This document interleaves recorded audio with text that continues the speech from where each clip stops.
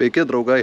Čia Laurynas ir šiandien papasakosiu apie automobilį iš AliExpreso. Tiksliau, driftkarą iš AliExpreso. Kodėl jį taip vadinu, nes surinkidėtas buvo kinietiška kokybė, tai padaryta tik tam, kad jisai važiuotų. Aišku, su tokiu konstravimu toli nenuvažiavom. Tai šiandien užsiimsim, konstruosim, parodysiu, ką blogai pasidaręs esu, ką reikia keisti, kodėl reikia keisti ir ką turim.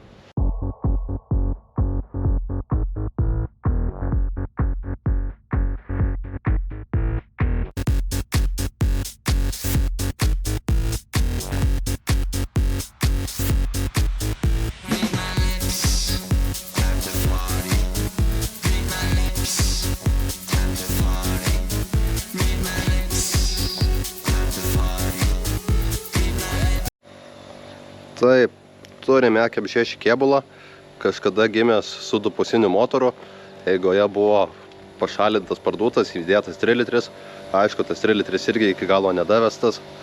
Dabar šiandien kiek įmanoma apsirengsim, kad galėtume sugazuoti šeštadienį treniruotę, bet po to vėl laukia daug visokių niuansų, tai statysim tepalo siurblio ašelę, tada statysim įtempėją papildomą, kad taip grandinės netabaluotų, reikės PEP sensorių pasijungti, nes oro masė irgi pradeda grybauti disą visokios vožtuvai. Tai šitą apsižaisim. Šiai dienai, ką užimsim, dėsim ratus, dėsim kitas spydas, nes važiavimo metu užsirakino kapotas, buvo reikalų atsidaryti. Apsižiūrėsim automobilį, kad būtų galima gazuoti ir pažiūrėsim, kaip suvažiuosim. Pradėsim nuo to, kad subastysim, kaip padaryti, jo kapotas atsidarytų truputį paprasčiau negu standartiškai. Viskas ok su originaliu atidarimu, bet paskutinį kartą dėl to, jog išlėkė trosas ar laikiklis, turėjom lupti ir groteles ir kapotą lakstyti, kad atsišautume. Buvo netinkamas laikas ir netinkama vieta tam, bet turėjom ką turėjom.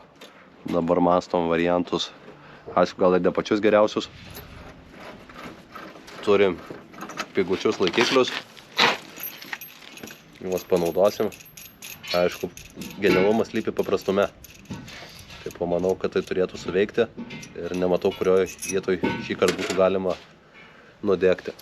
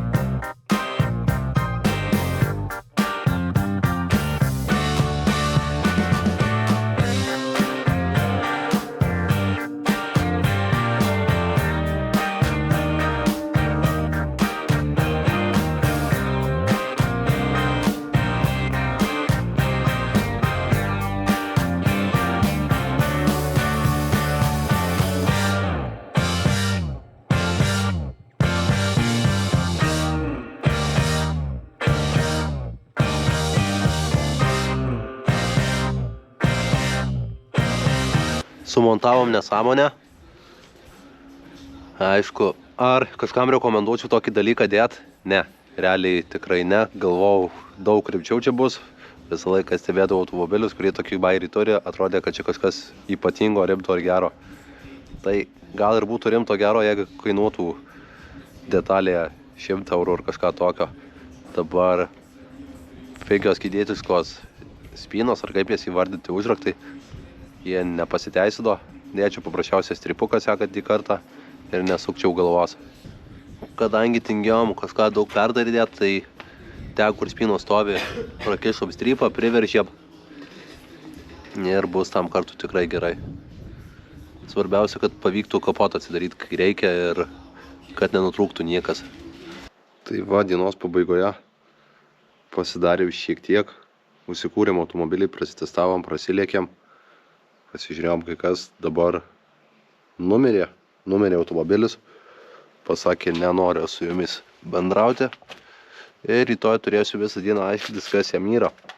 Pakol kas įtarimas yra ant velinėlių dačiko, jutiklio tiksliau lietuviškai. Tai tikiuosi, kad jis padės, nes užvedimo metu rodo, kad nemato tinkamo signalo. Tai būtų pats paprasčiausias ir fainiausias dalykėlis. Na, jeigu tas nesugelbės, tada ieškosim liūdnesnių priežasčių. Tai vakarus baigiam taip, sukrovėm oro masę. Aišku, oro masės kažkodėl neskaito, rodo 0, gilinsimės irgi kodėl. Kas čia kur su kuo nebendrauja, nedraugauja. Prisimontavom šiek tiek ratlankių. Aišku, nedaug aplinkui, čia dabar didelį bardaką turim. Tai keletą paleistų automobilių dalybės. Na, tiksliau, taisomi, remontuojami. Alyvą rytoj atvažiuoja utilizuoti. Tai irgi įsitraukime iš rūsio bačkutes. Ir ką, dieną šiandien baigiam. The next day. Apsimušėm šiandien kėdosios reikalus. Tai šitą mašiną taip vadinu dažniausiai. Ką nuveikėm, tai pasikeitėm ratus, susimetėm rastafkės. Pakol kas fitmentas kaip ir nieko. Pasižiūrėjom, niekas niekur neliečia, persipresavom šarnyrus. Su oro masė vargom, rytas prasidėjo nuo to, kad neužkūrė mašinos. Tai šitoj dėžutėj 2 saugikliai nušovę buvo. Pats protingiausias variantas jaučiu ateityje, tai bus padaryti nuo mygtuko, kad degalų siurblį įjungtų. Ir turėtų pasibaigti šitos nesąmonės. Masė pakol kas, kiek mačiau, piešia nesąmonės. Reiks pasigilinti, kodėl. Ar pati masė bloga, ar čia kažkas neteisingai suvaikšto. Bet aš galvočiau, kad masė čia nelabai kur daugiau kažkam yra. Išsukimą pasigaminom patys. Aišku, stoperius dar reikės pasireguliuoti. Bet nustebau, kad praeitą sezoną, kiek važiavau treniruočių, niekur neįsirakinau, nelūžo ir nepaleido ratai. Tai sakyčiau, kaip ir gerai.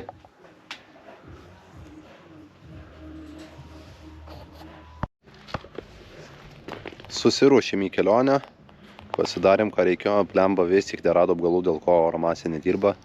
Tai pabandysim pasiskolinti kitą, pažiūrėsim, kas bus. Blemba, iš tikrųjų, tai reikės pašalinti šitą nesąmonę, visas disas, oro masės, pastatyti map sensorių, nusiųs žmogui kompą ar nuvaryti visą automobilį, kad suprogramuotų ir pasibaigs nesąmonės. Nes dabar iš tikrųjų tai ne pirmas kartas, kai susiduriu.